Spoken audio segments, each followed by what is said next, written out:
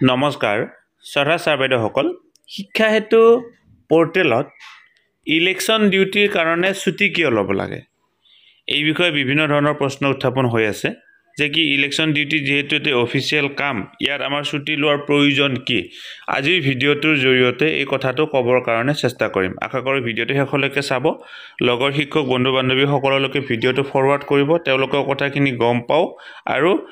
এই কথাটো ছুটি কিয় ল'ব লাগে সেই কথাটো আনকো জনাবৰ কাৰণে চেষ্টা কৰক শ্ৰদ্ধা ছাৰ বাইদেউসকল এয়া 9 এপ্ৰিল তাৰিখৰ কোনোবা এখন বিদ্যালয়ৰ শিক্ষা হেতুৰ অনলাইন এন্ট্ৰেন্সৰ এটি তথ্য 9 এপ্ৰিল তাৰিখে ইলেকশ্যন ট্ৰেইনিং আছিল আৰু ইলেকশ্যন ট্ৰেইনিং থকাৰ সময়ত বিদ্যালয়খনৰ জীৱনবিলাক ছাৰ বাইদেউৰ ইলেকশ্যন ট্ৰেইনিং আছিল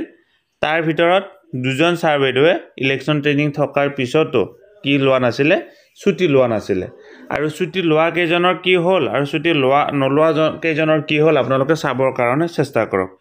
এতিয়া আছে 9 এপ্ৰিল 2024 তাৰিখ এতিয়া আপোনালোকে তলফালে যেতিয়া যাব তলফালে গলে চাওক এই প্ৰথমতে কি দেখা পাইছে আপোনালোকে ইলেকশ্যন ডিউটি ভিউ এটাচমেন্ট অৰ্থাৎ ইলেকশ্যন ডিউটি তেওঁ ছুটি লৈছে ভিউ এটাচমেন্ট বুলি কোৱাৰ লগে লগে ইলেকশ্যন ডিউটি যেটো অৰ্ডাৰ কপিটো ইয়াত তেখেতে এটাচ কৰিছে সেই কাৰণে তাতে প্ৰেজেন্ট এবসেন্ট একো হোৱা নাই তাৰ তলত প্ৰেজেন্ট আছে এখেতে কিন্তু ইলেকশ্যন ডিউটি আছিল কিন্তু ছুটিটো লোৱা নাছিল এখেতৰ এবসেন্ট দেখুৱালে তলত চাওক আকৌ আপোনালোকে ইলেকশ্যন ডিউটি ভিউ এটাচমেন্ট এখেতে ছুটি ললে তাৰ তলত চাওক এই দুজনৰ এবসেন্ট দেখুৱালে এওঁলোক বাৰু এই কিবা বিশেষ কাৰণৰ এবসেন্ট আছে এওঁলোকৰ ইলেকশ্যন ডিউটি নাছিলে তাৰ পিছত চাওক এ পুনৰ আকৌ ইলেকশ্যন ডিউটি আছিলে ইলেকশ্যন ডিউটিৰ কাৰণে তেওঁলোকে ছুটি লৈছে এটাচমেন্ট দেখুৱালে গতিকে তেনেকুৱা ধৰণৰ গতিকে চাওক ইলেকশ্যন ডিউটিত যোৱাৰ লগে লগে আপোনাৰ কি হ'ল ইয়াতে প্ৰেজেন্টটো নাই এবসেন্টটো নাই তাত আপুনি ইলেকশ্যন ডিউটি বুলি দেখুৱালে কিন্তু যিজনে ছুটি নললে নলোৱাজনৰ কি বুলি দেখুৱালে এবসেন্ট বুলি দেখুৱালে গতিকে আপোনালোকৰ ইলেকশ্যন ডিউটিত ছুটি এই কাৰণে ল'ব লাগে ইয়াত না দৰমহা কাট খায় না আপোনাৰ জমা ছুটিৰ পৰা ছুটিটো কাট খায় মাত্ৰ ইয়াত আপুনি শিক্ষা বিভাগক জনোৱাৰহে প্ৰয়োজন যে কি আপুনি বিদ্যালয়ত কিহৰ কাৰণে অনুপস্থিত আছে আৰু অনুপস্থিত থকাৰ কাৰণে যেটা আপুনি দেখুৱাব যত তথ্যটো ইয়াত আপোনালোকৰ কি হ'ব যে কি বিদ্যালয়ত ইলেকশ্যন ডিউটিৰ কাৰণে সেই শিক্ষকজন অনুপস্থিত আছে